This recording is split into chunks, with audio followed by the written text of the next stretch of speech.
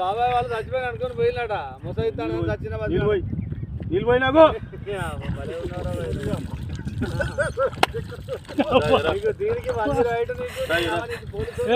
ఎందుకు పన్న వాళ్ళ కాయ పండుకున్నా ఎందుకు అనుకున్న వాళ్ళ ఈ చల్లదనానికి ఎండకు చేయలేక కన్నీకి ఓడిపోయి వచ్చిన గెవలేక ఏం చేసావు 10 రోజుల నుంచి గణేట్ చేత నాతో గట్టించి నా కష్టం దోచుకొని గణేట్ రాయి